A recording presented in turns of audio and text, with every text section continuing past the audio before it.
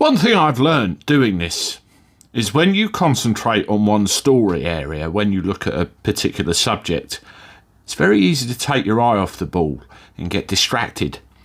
You take these 20-mile-an-hour zones within Wales, for example.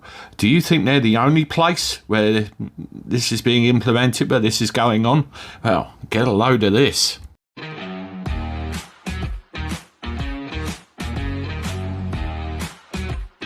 Hello everybody, welcome back to the channel. Hope you're well. Thank you very much for joining me again. Good to see you as always, and I appreciate the support. Well, 20-mile-an-hour speed limits in Wales. Everyone's raving about it. They hate it. The Welsh are absolutely gone bananas. Over 400,000 signatures and climbing on that petition. One of the worries that I have is if they get away with it in Wales, will they get away with it in many other places? I'm sure they probably will. They'll surely try and have a go. It's not an original idea. It's already happening. Well, let's look a little bit further down the other end of the country towards Cornwall, shall we? And this news article, which is entitled, and I quote, "Hated 20-mile-an-hour speed limits are already in a major English region and your town could be next."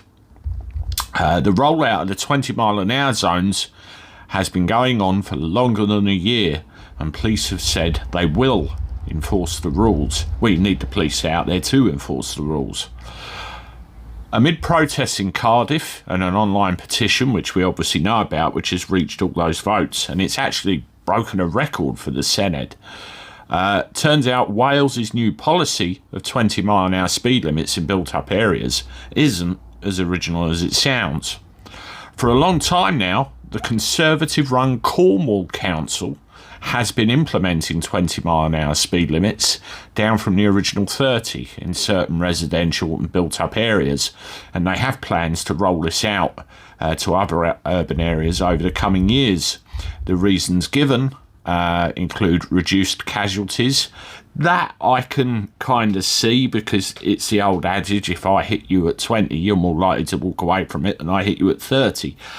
But, is it driver education rather than enforcement?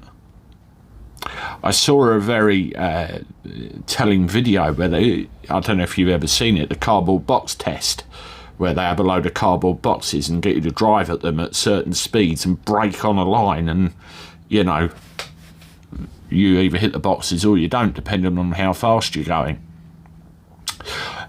They want to reduce casualties, increase activity levels, well that means get on a bus or a bike basically, tackle climate change through lowering emissions, that old chestnut, and create livable streets for all. Well, you can do that anyway.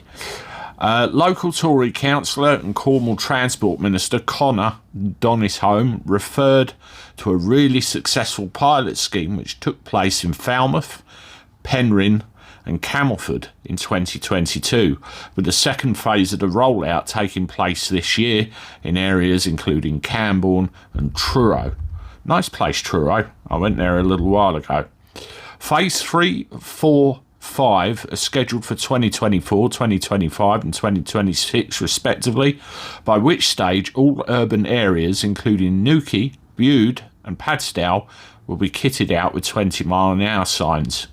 The Cornwall Live reported that Conservative cabinet ministers for the county were keen to roll out the scheme, which has been a key manifesto pledge in their victorious 2021 local election.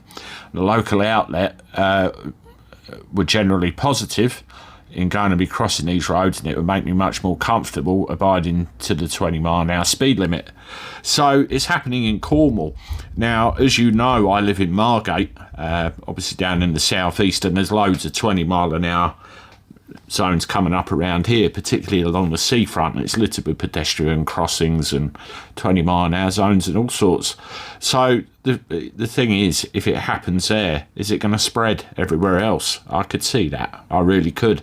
Let me know what you think in the comments, and we'll address some of these in a day or two. Toodaloo.